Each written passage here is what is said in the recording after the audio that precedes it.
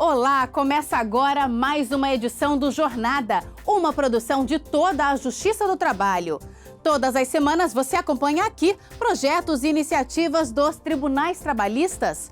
No programa de hoje, uma reportagem especial sobre a dura rotina da maior parte dos jogadores de futebol no Brasil. No quadro Saúde e Segurança no Trabalho, como prevenir a síndrome do túnel do carpo, uma lesão que afeta quem costuma fazer esforços repetitivos. Ingresso na carreira de juiz do trabalho agora será por concurso nacional. E em Brasília, no Meu Trabalho é uma Arte, vamos conhecer uma designer de sapatos que tem criações coloridas e estilizadas. Tudo isso agora, o Jornada está no ar.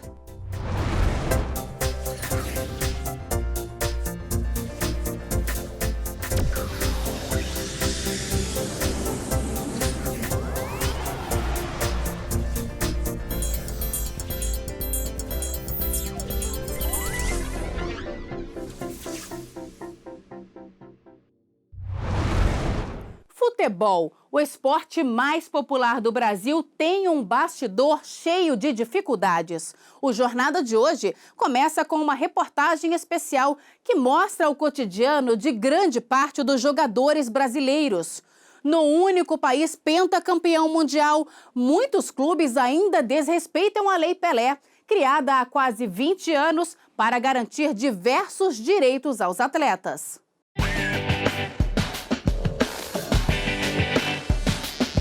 O sonho de milhares de brasileiros é ser jogador de futebol, chegar a um time profissional, seleção ou quem sabe até jogar em outros países. Os futuros atletas começam cedo, aos 13 e 14 anos. As escolinhas treinam e selecionam os mais talentosos. Na escolinha do Flamengo, em Brasília, eles treinam 2 vezes na semana e disputam campeonatos quase todos os fins de semana. Também passam por muitas peneiras, que são testes de clubes profissionais para selecionar futuros jogadores. Se aprovados, muitas vezes precisam sair de casa e morar longe das famílias. Não é fácil do mesmo jeito, porque você tem que superar cada vez mais o seu nível. Se você é profissional, você tem que se esforçar. Se você fez aquilo, você tem que fazer melhor. Para ir para cada vez clube. Se você está no Brasil, se esforçar para ir para a Europa. Para cada vez ter um título melhor. A Lei 9.615 de 1998, conhecida como Lei Pelé, que regulamenta o esporte no Brasil, fala sobre os direitos dos atletas desde a base, ainda no amadorismo, até os mais altos níveis do esporte. Os atletas não profissionais com idade entre 14 e 20 anos não possuem vínculo de emprego com a entidade desportiva formadora, mas podem receber uma bolsa-aprendizagem como auxílio. A Lei Pelé ainda permite que, a partir dos 16 anos, os atletas possam assinar um contrato profissional. O goleiro Arthur é um dos que recebem bolsa e, por isso, não precisa pagar as mensalidades. Ele disse que a família aprovou a escolha da profissão. Apoia demais. Meu pai é o que mais apoia. Para ter assim, esse custo a menos na família, né? Porque gasta demais, escola, essas coisas tudo. Mas o treinador passa para os futuros jogadores que a realidade é bem complicada. Eu tento passar essa experiência para os meninos, poder se destacar, para poder sair de Brasília e ir para qualquer outro estado que tenha oportunidades ali mais fáceis. Como jogador, eu finalizei minha carreira como jogador aos 23 anos, né? E aí o empresário me largou, tive essa realidade e acabei me decepcionando um pouco com a realidade, né, que a gente vê, né? A Lei Pelé determina que o esporte de rendimento seja organizado em profissional e não profissional. E o que diferencia, nesse caso, é o pagamento de um salário diante da prestação do serviço. Os atletas devem ser remunerados de acordo com um contrato formal de trabalho que deve conter obrigatoriamente cláusula penal em caso de descumprimento, rompimento ou rescisão unilateral e duração mínima de 3 meses. A norma estabelece ainda que os atletas têm direito a férias e 13º salário e os clubes têm de recolher o FGTS, mas existem exceções, como o aviso prévio, que não existe, dentre outras particularidades. O repouso semanal remunerado, por exemplo, preferencialmente para o trabalhador comum, tem que ser aos domingos. E, obrigatoriamente, pelo menos um domingo por mês. Para o atleta, não, até porque os jogos de futebol geralmente acontecem, muitas das vezes, com grande frequência, aos domingos. Então, preferencialmente, o repouso semanal remunerado vai ser num dia após a realização do jogo, da partida. Além desses direitos, os atletas possuem também o direito de imagem, que é garantido em um contrato civil e negociado diretamente entre o jogador e o clube. Ele estabelece um pagamento ao jogador pela exploração da imagem do profissional pelo clube ou até empresas que os contratam para propagandas, com vendas de camisas oficiais, aparições em eventos, entrevistas e, claro, nos jogos de futebol transmitidos pela mídia esportiva. O jogador de futebol Pedro Ayub, hoje também gerente esportivo do Brasília Futebol Clube, já passou por maus bocados. Foi emprestado para um time do Acre por 6 meses e recebia, de acordo com a carteira de trabalho, R$ 2.500, mas por fora recebia mais R$ 8.500 como direito de imagem. O clube pagou pelo uso da imagem apenas no primeiro mês e não cumpriu mais o acordo. Após algum momento lá, o clube estava sem receita para pagar a gente. E o meu valor da carteira era muito baixo, perto do que eu ganhava de salário realmente, só que lá não tinha se feito o direito de imagem. E eles falaram que para me liberar, porque eu queria voltar, porque eu estava já 6 meses longe da minha família, dos meus filhos, eu queria voltar pelo menos a trabalhar onde eu poderia receber, que era o Brasília naquele momento. Eles falaram que só me davam a rescisão perante a CBF, que é a rescisão que a gente precisa, se eu abrisse mão de tudo que eu tinha para receber. Um levantamento divulgado pela Confederação Brasileira de Futebol com base em dados de 2015 mostrou que cerca de 28 mil jogadores têm contrato profissional no país. Mais de 80% ganham menos de R$ 1.000 de salário. A maior dificuldade do atleta profissional de futebol do Brasil, que é a maior, que seria 90% ou 95%, eu estou falando, que são fora esses clubes grandes, é você comprovar o que você ganha mesmo, realmente, quando tem que ir para a justiça atrás dos seus direitos. E aí o atleta vai comprovar, às vezes, como? Se o clube acaba não conseguindo o objetivo e não te paga, e o próprio clube, às vezes, muitos aí estão com N ações na justiça, tem vários clubes que têm a situação por está sempre sonegando esse imposto. O ministro do TST, Guilherme Caputo Bastos, é especialista no assunto. Ele também é presidente da Academia Nacional de Direito Desportivo, ANDD, e nos confirmou que a situação é bem complicada. Nós temos observado que, às vezes, dos menores salários é onde se observam as maiores fraudes. E hoje nós temos 90%, 95% dos nossos atletas são atletas com salários baixos, né? Existe essa gama de salários astronômicos aí dos nossos jogadores, mas é uma parcela ainda muito pequena do universo, né, de atletas profissionais do futebol, sobretudo, que nós temos no país. Mas a fraude, às vezes, é muito comum em salários, assim, a gente até estranha, salários de R$ 1.500, R$ 2.000, eles ainda conseguem achar alguma coisa para tirar da tributação da carteira de trabalho, que é uma tributação mais pesada. Além desses casos, a diversidade de reclamações de jogadores é enorme. É comum não haver o pagamento do direito de arena. Ele está previsto na Lei Pelé e prevê a participação do atleta nos valores obtidos pela entidade esportiva com a venda da transmissão ou retransmissão dos jogos em que ele atua, seja como titular, seja como reserva. A verba no valor de 5% da receita dos jogos deve ser repassada aos sindicatos dos atletas profissionais e distribuída entre os jogadores participantes da partida. Nessas e outras situações em que há descumprimento do contrato pelo clube, é possível, inclusive, fazer o pedido de rescisão indireta do contrato. Os casos mais conhecidos ultimamente envolveram questões que envolveram rescisão indireta. Como? E talvez o caso que envolveu um habeas corpus aqui no Tribunal Superior do Trabalho, que foi o do Oscar, que eu fui relator desse habeas corpus. Ele envolvia uma rescisão indireta. Ele alegou que o São Paulo não cumpriu algumas normas do contrato, algumas cláusulas que havia, né, combinado lá no contrato de trabalho, e ele pediu a rescisão indireta e o primeiro grau concedeu achou que ele tinha razão ao pleitear essa rescisão, né, por culpa do empregador, né? Todas essas dificuldades servem de alerta para quem sonha com a carreira. Porque não é fácil, tem muitas barreiras, alguns apoiam, outros não. É isso, a carreira de futebol sempre vai ter essas coisas.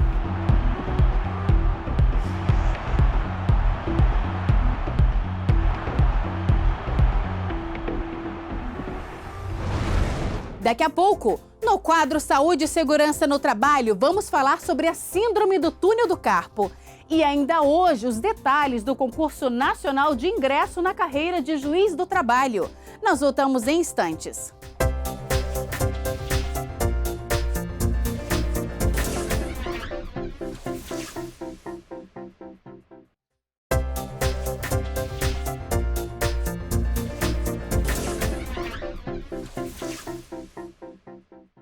Chegou a hora do JT em Ação, com iniciativas da Justiça do Trabalho por todo o país.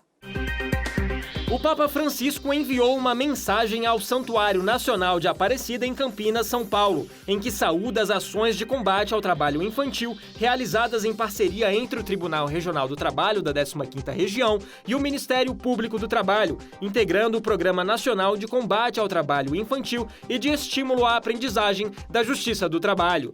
No telegrama que foi lido na Basílica Nacional, o Papa Francisco saudou a iniciativa que tem a finalidade de promover a erradicação do trabalho infantil e proporcionar às crianças uma educação de qualidade.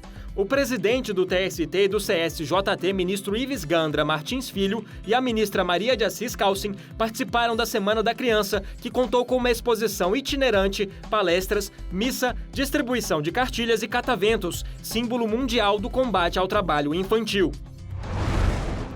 O TRT da 8ª Região realizou ações voltadas para o incentivo à educação de adolescentes e combate ao trabalho infantil durante as procissões do Círio de Nazaré, em Belém, no Pará. Os voluntários do projeto Padrinho Cidadão participaram da caminhada com faixas, camisas, panfletos e cataventos sobre o tema. O TST participa da campanha Outubro Rosa, que tem por objetivo conscientizar e mobilizar a detecção precoce do câncer de mama. No tribunal, a cor rosa está presente nos jardins e ilumina os paredões de concreto das laterais dos prédios. Quem realiza esforços repetitivos pode desenvolver uma lesão chamada Síndrome do Túnel do Carpo. A doença pode levar à dormência, formigamento, fraqueza ou danos musculares nas mãos e nos dedos. Veja como prevenir ou tratar o problema no quadro Saúde e Segurança no Trabalho.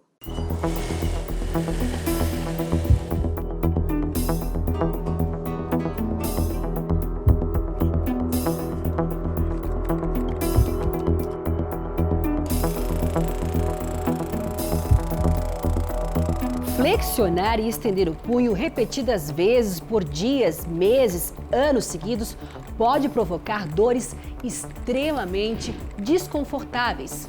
Formigamento e dormência também são sintomas sofridos por quem adquire a Síndrome do Túnel do Carpo, doença que atinge aproximadamente 5% da população brasileira. Nos casos mais graves, a pessoa perde o tato. E movimentos mais simples do dia a dia, como segurar um copo, pode se tornar uma difícil tarefa. Esses problemas aparecem porque o nervo da região do punho sofreu uma compressão.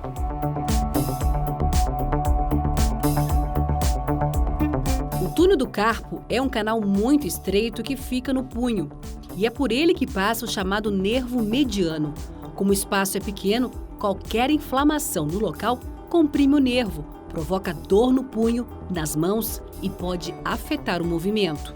Então, o espaço realmente exato, então qualquer estrutura que aumente o volume dentro desse túnel ou que faça com que o túnel diminua, ela vai provocar uma compressão das estruturas e quem sofre mais é a estrutura mais especializada de todas, que é o nervo, né? O nervo ele tem uma microvasculatura.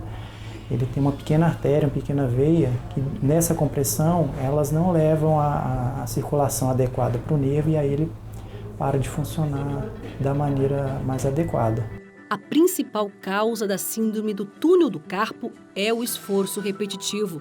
Os principais sinais que podem estar associados à síndrome do túnel do carpo são dormência, formigamento nas mãos, dor no punho. Em alguns casos, também é sintoma de sensibilidade, queimação e coceira.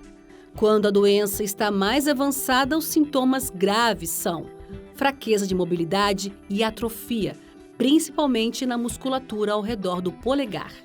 Obesidade, doenças crônicas como diabetes, inflamações nas articulações como artrite, por exemplo, e transtornos endócrinos como hipotireoidismo são fatores que aumentam o risco de a pessoa desenvolver a lesão. A doença é mais comum nas mulheres com idade entre 45 a 55 anos e pode estar relacionada a questões hormonais. Por reterem líquido durante a gravidez, as gestantes também têm chances de adquirir a síndrome do túnel do carpo, que desaparece assim que o bebê nasce. Quando os ossos do carpo são fraturados, o inchaço ou edema podem pressionar o nervo mediano e provocar a lesão.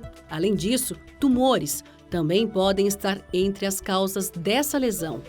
Apesar de não haver estudos que apontem o trabalho como uma das causas da síndrome do túnel do carpo, o especialista acredita que certas atividades podem estar ligadas à lesão. Norma acredita que só teve a síndrome por causa da atividade profissional que desempenhava como bancária. Segundo ela, durante anos, repetiu os mesmos movimentos ao usar uma calculadora e datilografar documentos. Quando eu entrei no banco, o que eu exercia antigamente, que era eu trabalhava na caixa de uma loja e não me exigia esse esforço. E eu passei a ter a partir do momento que eu comecei a mexer com a somar cheque, né? Fazer a somatória dos cheques. Ela conta que passou 2 anos sentindo formigamento, dormência e choque na mão direita, até diagnosticarem que tinha a síndrome. Eu não podia abrir uma torneira, que eu sentia muito choque. Qualquer objeto que eu pegava caía da minha mão. Eu comecei a perder a sensibilidade, a ponta dos dedos já não sentia. E tudo que eu ia pegar caía. E eu comecei a notar que tinha alguma coisa errada, porque eu tenho uma letra bem calígrafa, né? Nessas de caligrafia bem antiga, né? E o que acontece, todas as vezes que eu ia escrever, porque eu gostava muito de escrever carta, né? Quando eu começava a escrever, a minha letra iniciava bem, já para o final parecia uns garranchos, como se eu estivesse voltando a me alfabetizar. Somente após passar por uma cirurgia é que a ex-bancária voltou a realizar tarefas que antes eram impossíveis. Hoje, perto do que eu estava, digamos, há 30 anos, hoje eu tô boa. A cirurgia resolveu o problema. Mas não são todos que necessitam de cirurgia. Tudo vai depender de uma avaliação médica. Por isso, para aqueles que já apresentam sintomas, a fisioterapia pode ser uma das alternativas. A gente tem alguns recursos, como, por exemplo, o ultrassom, que vai melhorar essa questão inflamatória, a crioterapia, que é o uso do gelo, mas tudo isso depende da fase que o meu paciente está. Uma forma do paciente identificar isso em casa é posicionar a mão dessa maneira, ficar 1 minutinho, contar no relógio, olha no relógio, 1 minutinho. Começou a provocar alguns sintomas como dormência, formigamento, dor no local, você pode estar com uma síndrome do túnel do carpo. No entanto, a melhor forma de evitar da lesão aparecer continua sendo a prevenção. Você que trabalha com digitação, pega uma almofadinha que já existe no mercado, uma almofadinha triangular e posiciona a sua mão. Se você não tiver, você vai pegar uma toalhinha de rosto, enrolar ela bem pequenininha, colocar na parte de baixo do teclado e posicionar o punho dessa maneira, de forma que seu punho fique em uma leve extensão, né? Levantadinho para cima. Porque se você digita nessa postura, você tem uma tendência maior a levar a síndrome do túnel do carpo. No próximo bloco, as novas regras para ingresso na carreira de juiz do trabalho.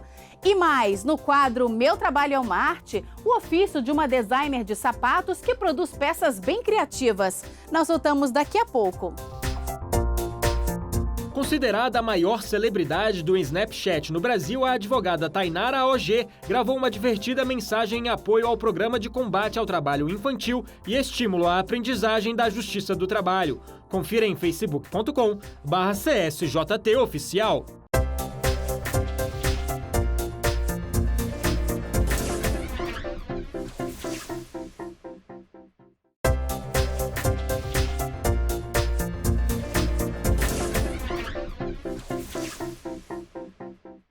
O ingresso na carreira de juiz do trabalho agora seguirá novas regras.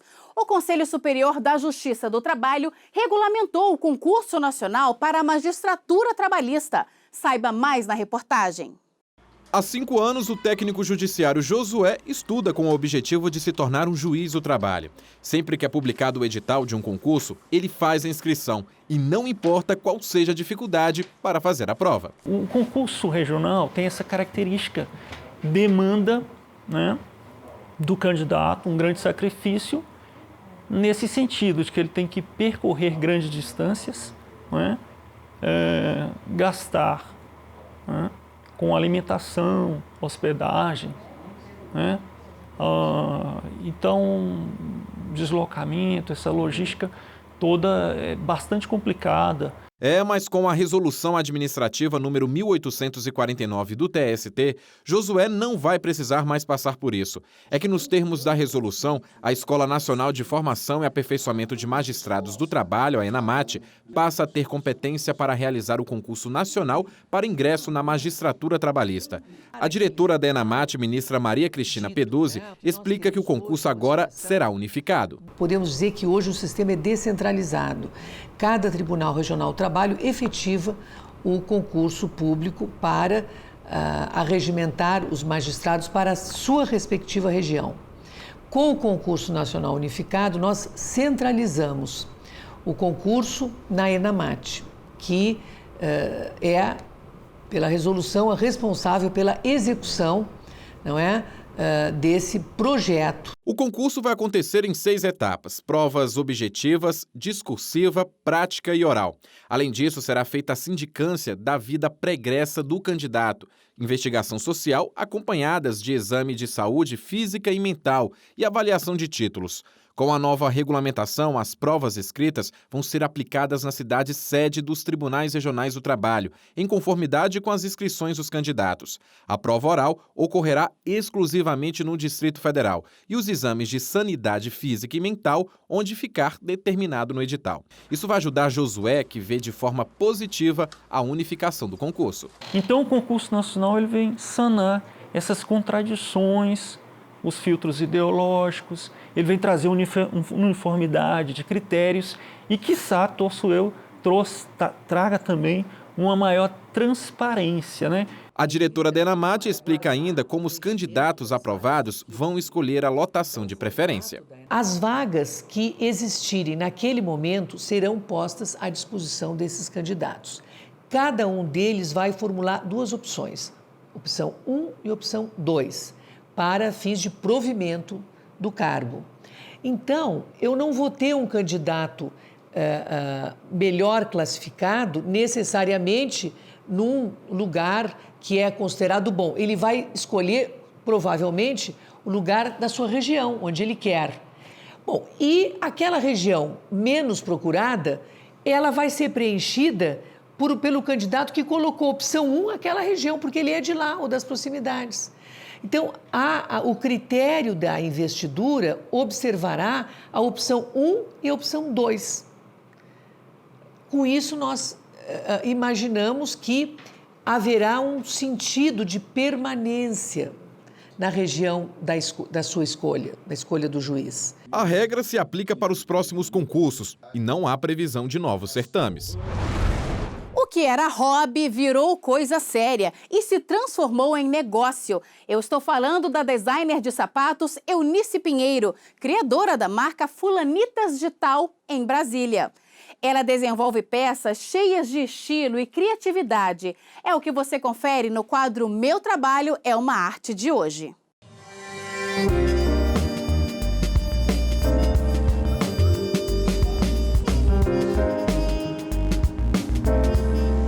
Meu nome é Eunice Pinheiro, eu sou jornalista e tem 5 anos que eu comecei a desenvolver algumas coisas na área de design. Sempre tive uma queda para a arte, né? Mas como jornalista, eu achava que eu podia dirigir isso tudo para um texto, para alguma coisa assim. E depois eu vi que não é muito isso, né? Você não tem tanta autonomia assim. E aí eu fiquei sempre buscando alguma coisa nessa área de arte, fui fazer design de joias. E aí eu descobri que o design, ele também é uma forma de expressão, então ele também pode virar, ele também é uma arte, né? E foi onde eu vi que daria para eu desenvolver alguma coisa em que pudesse ser também uma profissão, em que isso pudesse me levar para algum outro lugar.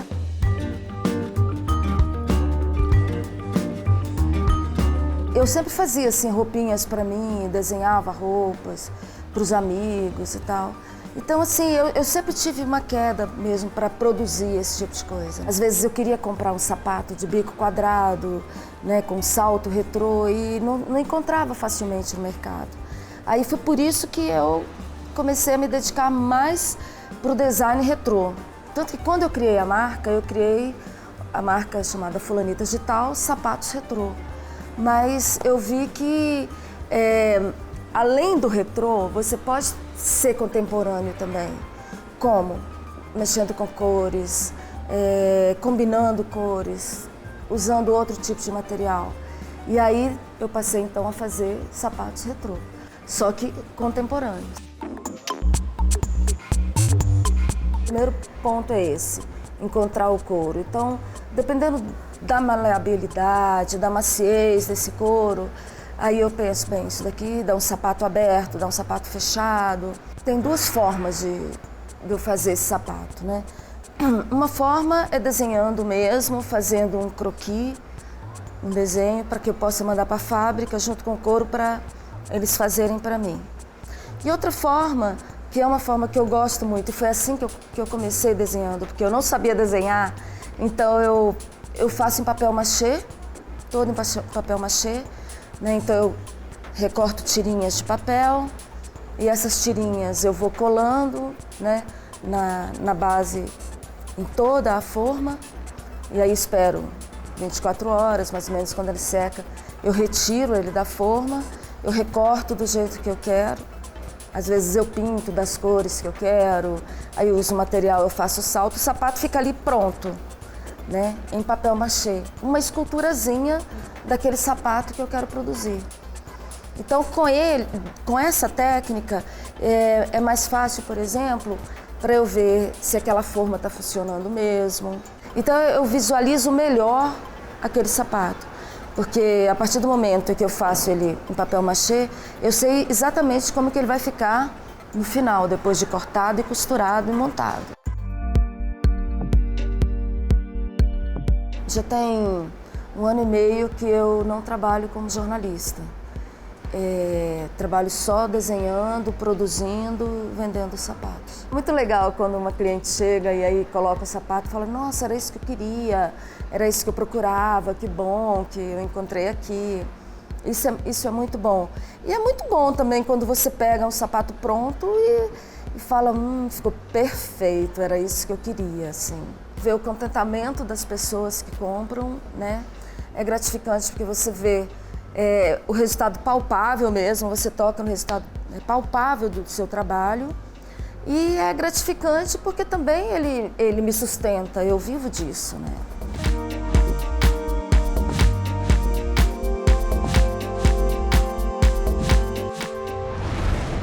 E o Jornada de hoje termina aqui. Eu te espero no próximo programa. Tchau!